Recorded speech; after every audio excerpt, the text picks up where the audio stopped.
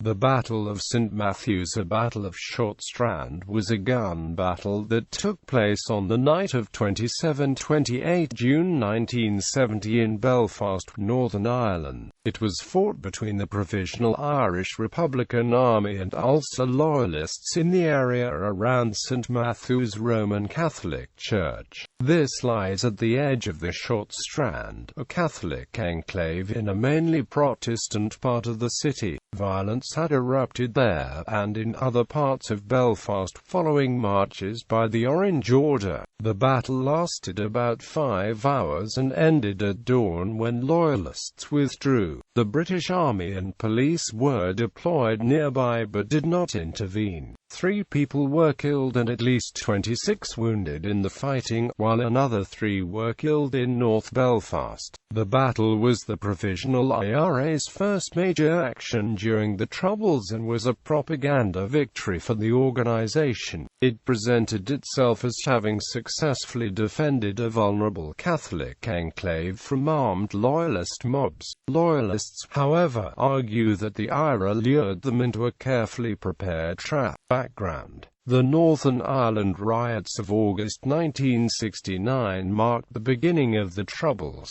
In Belfast, Catholic Irish nationalists clashed with Protestant Ulster loyalists and the mainly Protestant Royal Ulster Constabulary, Northern Ireland's police force. Catholics believed that they were about to become victims of a Protestant pogrom, and Protestants believed they were on the eve of an IRA insurrection. Hundreds of Catholic homes and businesses were burnt out and more than 1,000 families, mostly Catholic, were forced to flee. The Irish Republican Army had few weapons or members and was unable to adequately defend the Catholic areas. The rioting ended with the deployment of British troops. In December 1969, the IRA split into the official IRA and Provisional IRA, with the Provisionals vowing to defend Catholic areas in future. The Short Strand is a Catholic nationalist enclave in East Belfast, a mainly Protestant Ulster Unionist part of the city. In the early years of the Troubles, Catholics in Short Strand numbered about 6,000, while the Protestant neighbours totalled about 60,000. Preceding violence. On Saturday the 27th of June 1970, a large march by the Orange Order took place in West Belfast, which was joined by Ulster loyalist bands from other parts of the city. Many Protestants saw these marches as part of Protestant culture, while many Catholics, Irish nationalists saw them as provocative displays of Protestant Unionist supremacism. Rioting erupted when the march entered a Catholic neighbourhood. Missiles were thrown by both sides, buildings were set ablaze,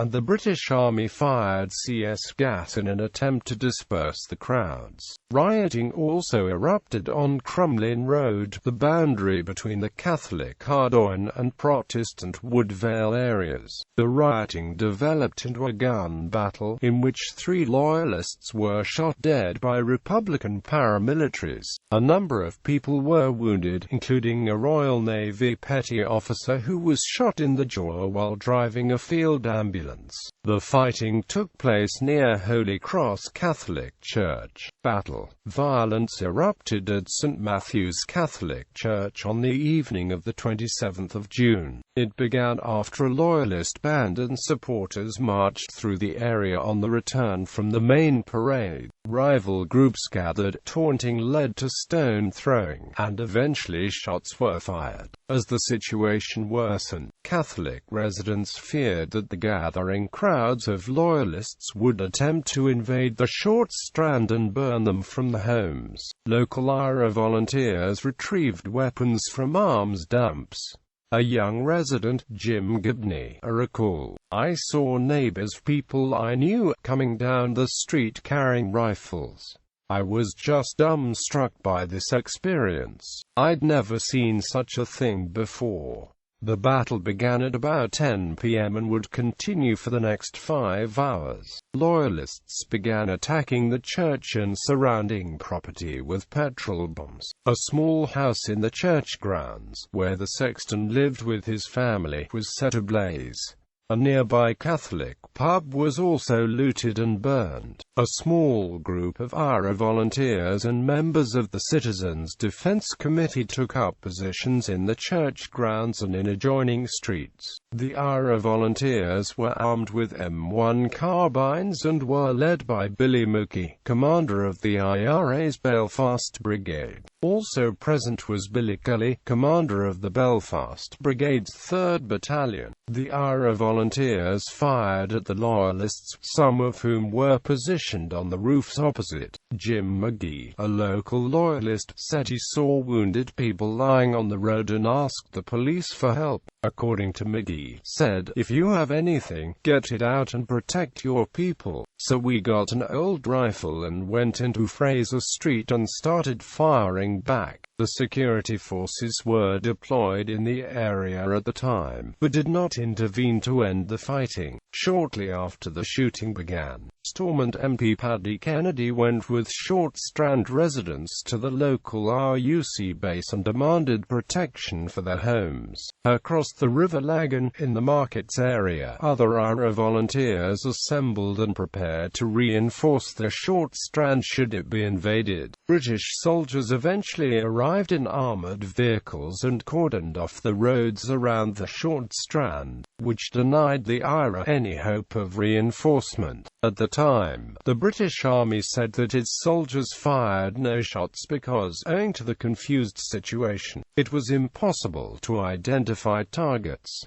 British Army Colonel Mike Dewar later said, "The whole incident had taken its course because the army was chronically overstretched that night in Belfast. The once pair platoon in the whole of West Belfast was not able to get through rioting Protestants to the Short Strand." Journalist Tony Geraghty wrote that sometimes the gunfire eased long enough to allow an occasional British Army personnel carrier to wind past, illuminated by the flames in a token gesture of law and order.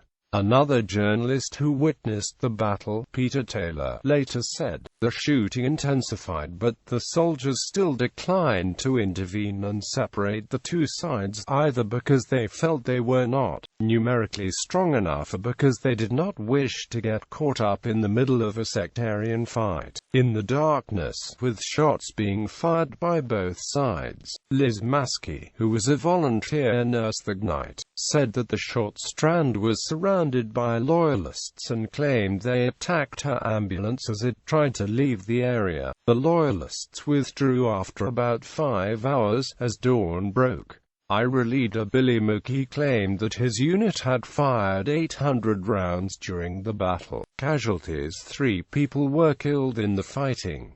At least 26 were wounded, including Billy Mcculhen, who was shot 5 times. Robert Neal, a 38-year-old Protestant, died instantly when a shot fired from the church bounced off the pavement and hit him in the spine. James Mccurry, a 34-year-old Protestant, was shot dead on Beachfield Street. Henry Mcculhen, a 33-year-old Catholic, was helping to defend Short Strand when he was accidentally shot from the Republican side. He died on the 29th of June. However, Mcculhen maintains that Mcculhen was shot by loyalists. The IRA's official list of its fallen lists Mcculhen as a volunteer, but adds, although not a member of the IRA, Henry Mcculhen was included in the Republican Roll of Honor as a mark of respect for this great Irishman by Republican comrades he fought alongside.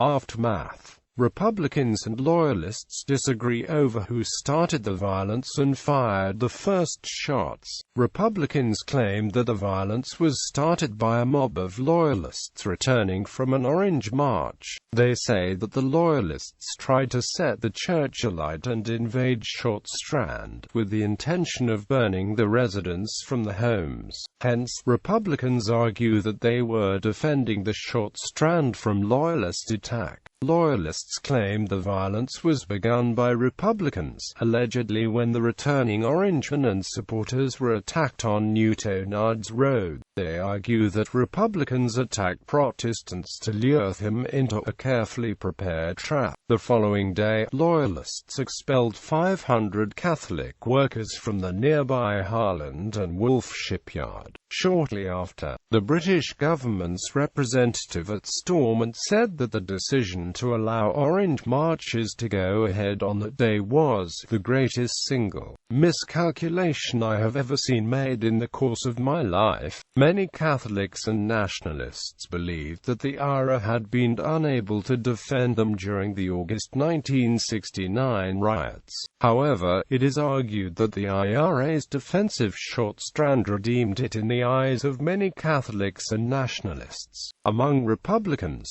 the battle is seen as a key event in the growth of the Provisional IRA. Less than a week later, the British Army seized a large haul of official IRA weapons during a 3-day operation in West Belfast. Nationalists saw this as a confiscation of the defences.